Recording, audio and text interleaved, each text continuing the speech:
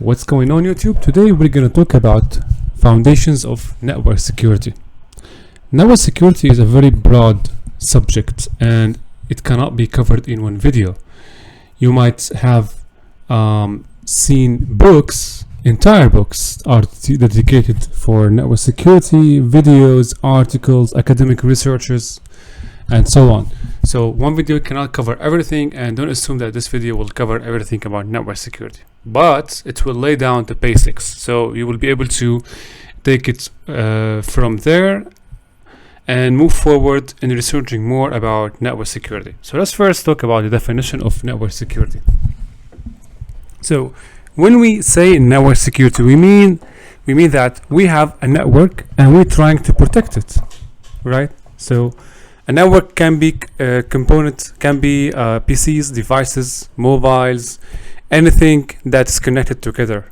And network security is the process of providing protection for the network component. So basically, we look for, as always, to achieve or satisfy the CIA triad.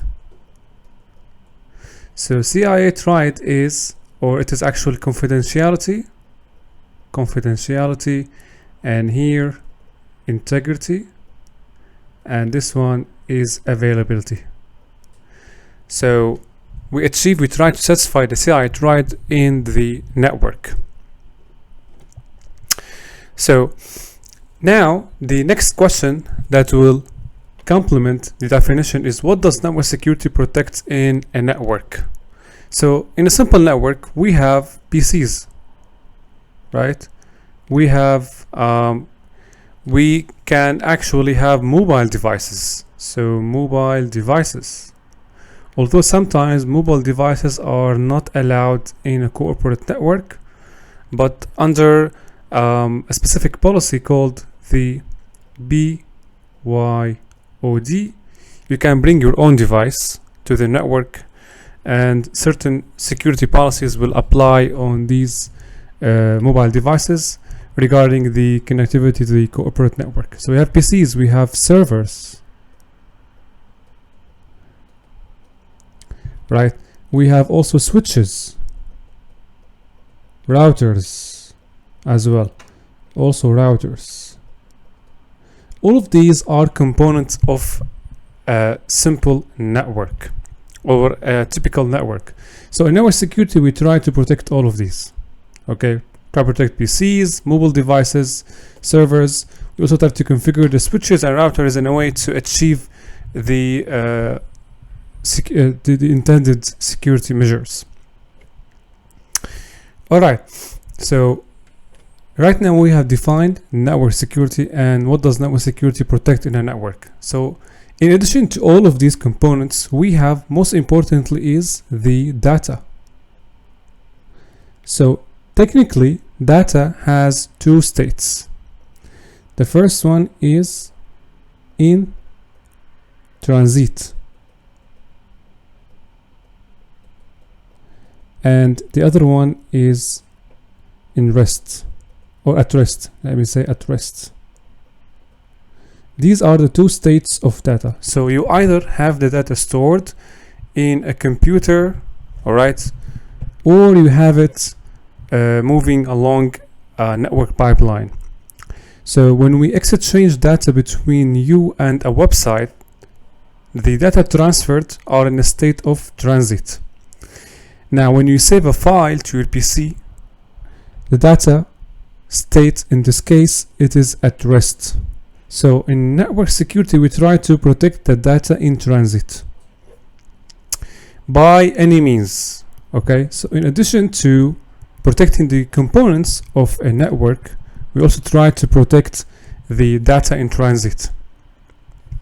Now indirectly, network security also aims at protecting the data at rest, but it does not. But there is no direct measures in network security to protect data at rest. It is the actual job of encryption, okay, to protect the data at rest. In addition, of course, to host intrusion detection system, antiviruses, whatever. So the data at rest is protected indirectly when you apply network security measures, but the main aim is to protect the data in transit, in addition to protecting the network components.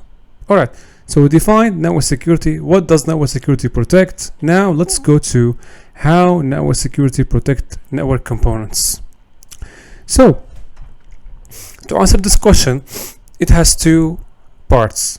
The first part is the hardware means. So we have the hardware means or hardware methods, okay, to achieve the network security CI triad. Or we have the software component. So software methods. Now we take examples of hardware methods. So for example, we have firewalls. Firewalls, as you know, they allow and block connections to and from a network based on certain set of rules. Now firewalls can be divided into two or three types. We have first the stateless, and we have here stateful, and lastly we have next generation firewalls. So we are not in the video scope doesn't cover the details of every kind. Maybe we'll do it later, but stateless firewalls cannot see the application data.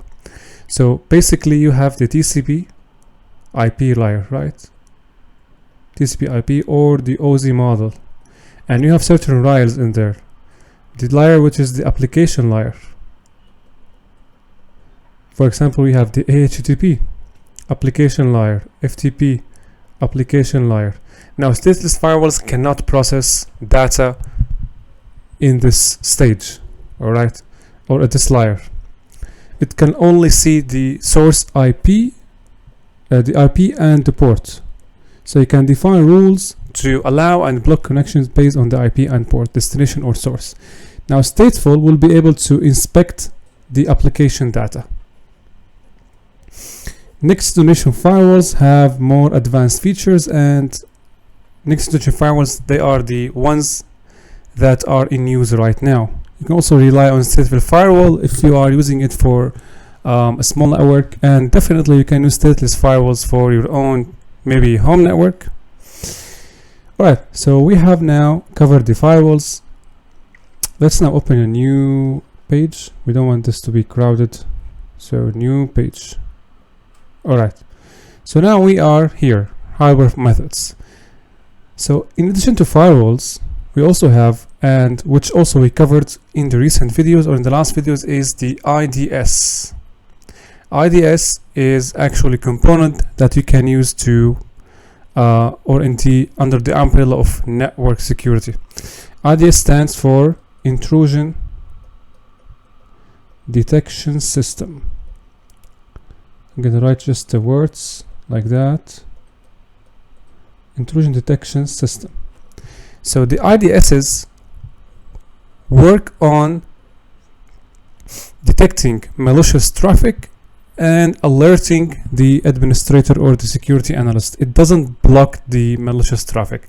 Its job is only to alert you. So we send out alerts that there is a malicious activity taking place in the network. Some IDSs can also be operated as both IDS and IPS. Example is Snort, which we covered in recent videos. Snort can be operated as either an IDS or both IPS/IDS. How? As if you have watched the videos, you must have known by now that Snort works based on the rules. So in the rules, we define the behavior of the IDS. We can say alert, we can say drop, we can say log. So that's for an IDS. The next is IPS. So there are certain devices that work only as an IPS. So here we're talking about hardware components. Now Snort is not a hardware component, it's an open source software, but there are certain hardwares that can be used, or dedicated hardwares that can be used as IDS and IPSs. So IPS, it doesn't only detect the malicious traffic, it also blocks the entire connection. So what's an example of hardware intrusion prevention system? Certainly my experience, I worked with Bluecoat. Bluecoat can be used, you can Google it. It's a hardware appliance that can be used as IPS, visibility, SSL visibility appliance, firewall, whatever you want, you can configure it. So you have Bluecoat. Also there is Palo Alto. Palo Alto is basically a firewall but can be configured as an IPS. Also you have Cisco ASA firewall. It can also be used, it's actually firewall but can be used as an IPS. It has integration to be an IPS. What else? So these are all hardware appliances. What else do we have? Also there is HP ArcSight.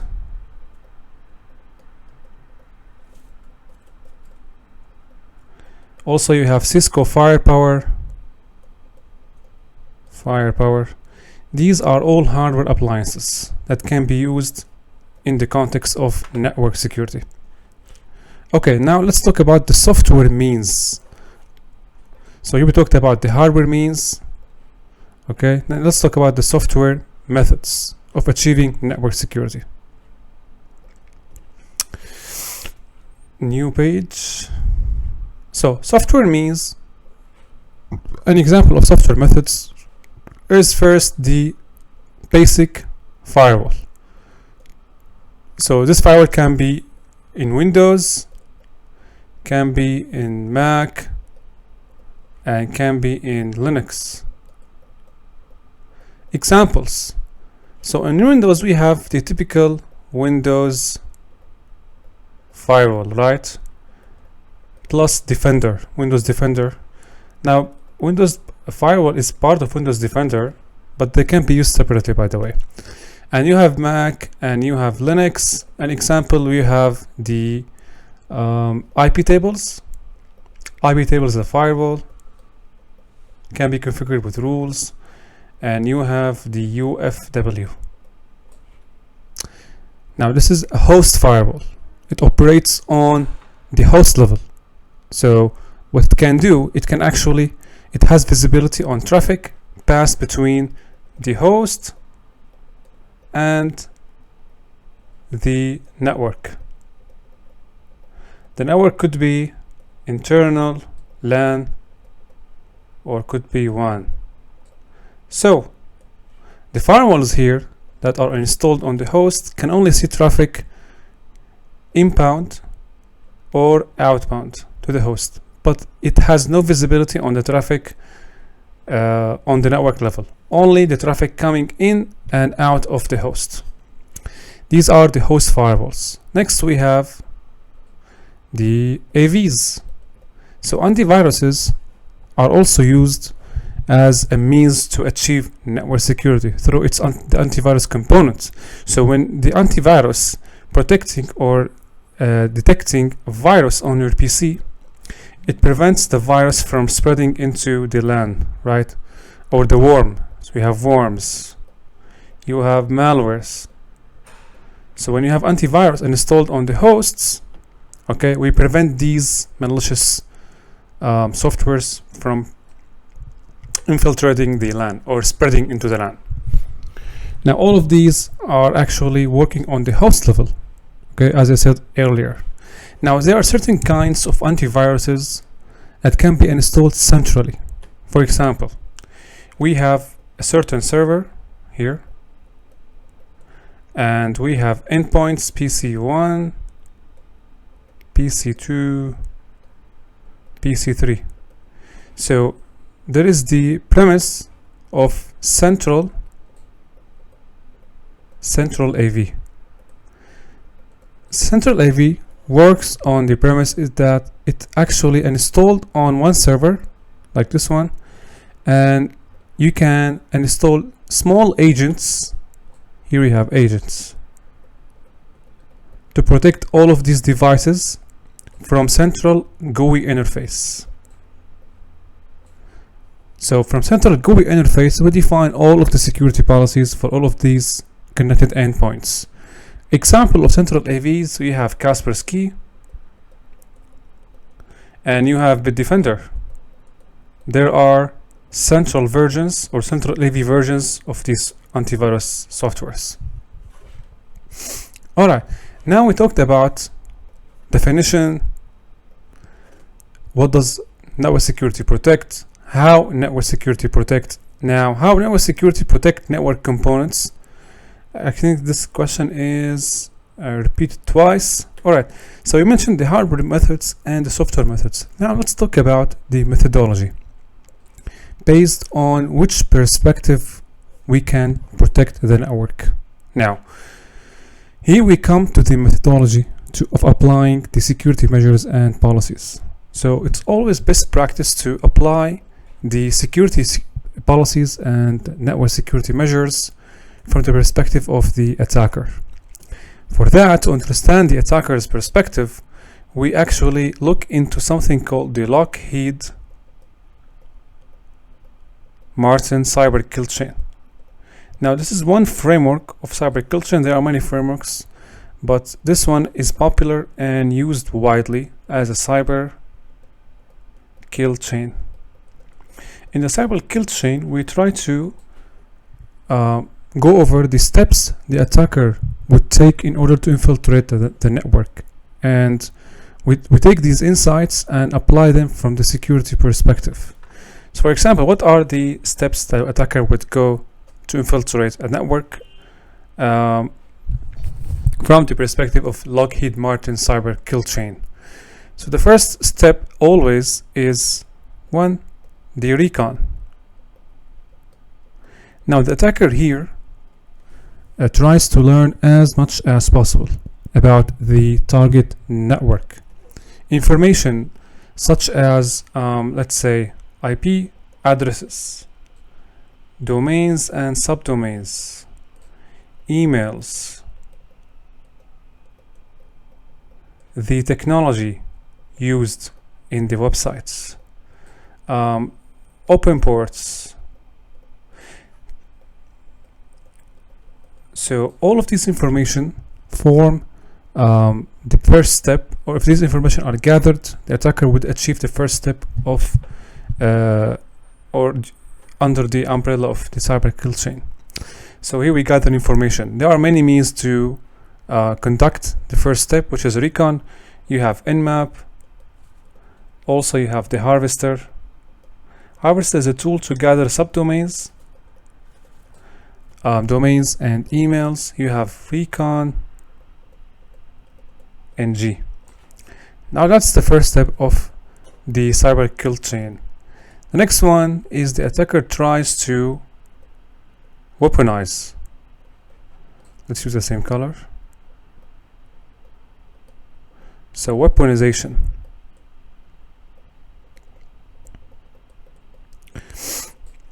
So under this step, attackers try to create some sort of payload.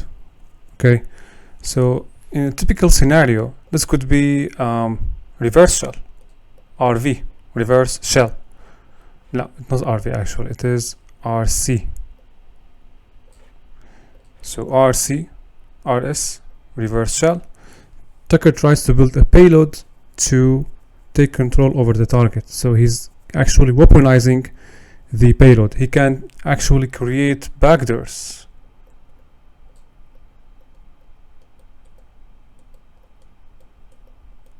Whatever it is, under this step, the attacker actually tries to create a payload to deliver to the target. Now here comes the next step. The next step is the delivery. In the delivery phase, the attacker chooses the method by which the payload will be delivered to the target. This can be phishing emails, and they are widespread actually. Most of the attacks take place through phishing emails. So phishing emails, it can be instant messaging. So instant messaging, and it can also be whatever we have, USB. So we are talking about physical attacks. So recon, weaponization, delivery. So now let's step into the blue team side. What can be done from the perspective of the first three stages? So here, let's talk about how to prevent gathering this information. Now, you cannot always prevent attacker from gathering information about your corporate or your the targets. It depends on the exposure of this information. You can minimize the attack exposure by maybe disabling or trying to detect Nmap probes and blocking Nmap probes.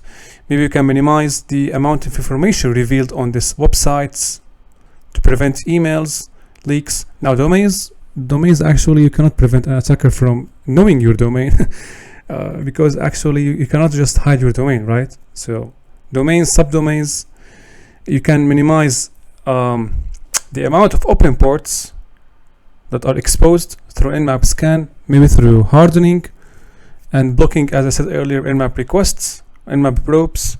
So weaponization, here we cannot do anything about this step to prevent it. It's actually being conducted on the attacker's end.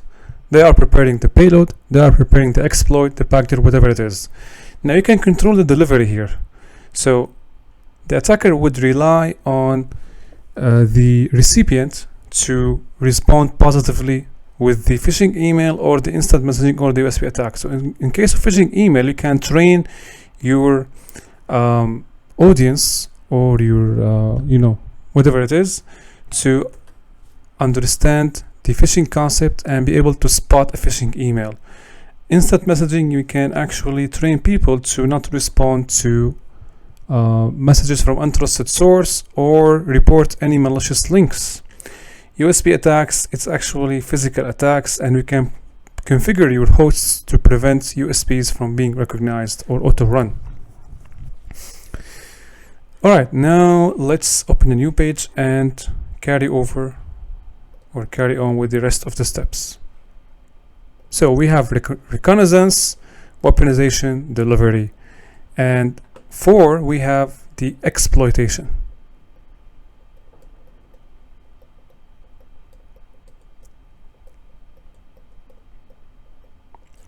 So the exploitation, it's not actually finding the exploit.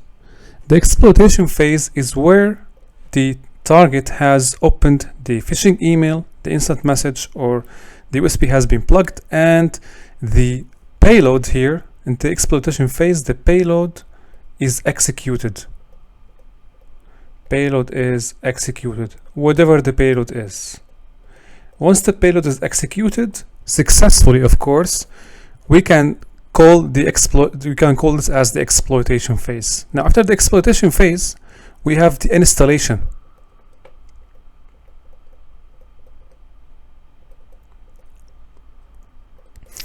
The installation phase works on completing the exploitation phase. It complements the exploitation phase, that it actually installs the malware contained in the payload or the exploit. Now the last step, or the step before the last step, is the C and C, I call it, command and control. Here what we do, once we exploded the target and the payload has been installed, we send commands to the target. So here under this step, we can call it as the first foothold. First foothold. The attacker establishes the first foothold. In a pen testing scenario, commonly we call this as taking the shell. So we take the first shell at the target, right? We have now command line access. We can send commands to the target and the system will execute it. So we call it command and control. Now the last one is action on objectives. AOO, or action on objectives. So after we gain control over the target system, we start the process of achieving the objectives. The objectives are why did we start the attack in the first place? So the objectives can be, first, data exfiltration, right? It can be persistence. In the persistence phase, we installed backdoors to maintain the access. And the list goes on. So let's now step back or go back to the network security perspective and see what we can do. So now the exploitation phase. Let's say that in a network, an attacker has gained privilege and was able to gain information and insights about a target. Therefore, he was able to weaponize a payload and deliver it to some sort of person who was actually intrigued to open the email and execute the target or to execute the payload. Now, what happens here in this step is that you can prevent the exploitation and installation from being successful by using antivirus and plus IPS or IDS. It doesn't always succeed in preventing these kind of attacks or preventing the payload from being executed or installed on the target, because some payloads rely on 0 days. So 0-day exploits, we call it 0-day. 0-day exploits are the kind of exploits where the protection systems cannot detect it. It didn't happen before. There is no patch for this vulnerability. That's why it's going to be actually futile if you try to configure. There is no way to configure antivirus or IPSs from protecting the network against 0 days. There is no way. There is no method. So if someone has detected a 0-day in your network, they're automatically here. So there is no need for these. They will be automatically shifted to this stage. They are automatically here if they have found a vulnerability in your network, and this vulnerability hasn't been reported before. We call it 0-day, and they can actually exploit this vulnerability and gain access to your system, unless you prevent this. You prevent the delivery stage. The delivery stage is very critical. So if you are able to control the delivery stage and be able to prevent any kind of exploit, payload, 0-day or not 0-day, from infiltrating the network, you have built a castle which is immune to all sorts of attacks. But of course, you cannot do that in reality. So let's now go back to the previous page. So here, all right. So how can we prevent 4 and 5? So 4 and 5, as I told you, you can install antivirus. You have IPS in place, firewalls in place. This will actually protect you 75%, 70% of the time, but not all the time, of course. And lastly, we have the command and control. So the command and control, once the attacker is in your network, there is nothing to be done. They are just in, right? So what you can do, here you are betting on the attacker's ability to escalate the privileges. So once the attacker are in, they will try to escalate from non-privileged user into a privileged one. So non-privileged users can be any user on the system that is not an administrator. So Bill, for example. And privileged users are either admins, or root in case of Linux or Mac. So once the attackers are in, right now, you're only relying on the system to which they have got access to. So it could be a regular endpoint, or it could be a server. So if you have configured the server, or if you have hardened the server, they may not be able to escalate from non-privileged to a privileged user. But eventually, if they are in the system, they might find a way. Attackers these days are very smart, and they can just find a loophole in the endpoint or the server to just escalate the privileges. So we always try, I mean, from my perspective, I always try to control two stages. The delivery stage, okay? I try to configure the IPS and IDSs to detect malicious attachments and have visibility over the instant messaging, or to control the exploitation phase. But you better be able to control the delivery stage through, of course, IPSs, IDSs, firewalls, software solutions, security training, and so on. So that is for network security, guys. All right. Now we want to take a practical scenario, right? So let me go here. This is a room about network security. Of course, the information I have just laid down in the board cover more than what the room has covered, but there is a practical scenario here. You can take it if you are just a beginner and you want to get started. So you will deploy the machine here, and what you are required to do is to find the flags. Now in the example here, you will go through the cyber kill chain stages, and through every stage you will execute certain actions, and lastly you will get access. Now if you are a beginner, this will be a perfect scenario for you guys.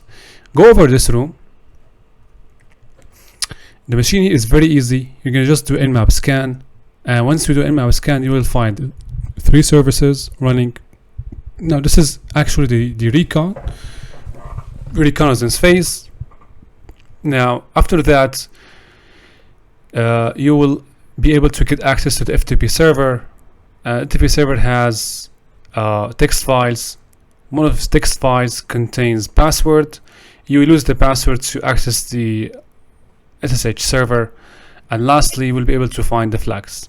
This example doesn't cover all the steps in the cyber kill chain, but it has you can use it as a beginner. If you're a beginner, you can try it on your own to see how it looks like to get access into a remote system, and you'll be able to find these flags. So I hope you guys liked this video, and I will definitely see you in the next one.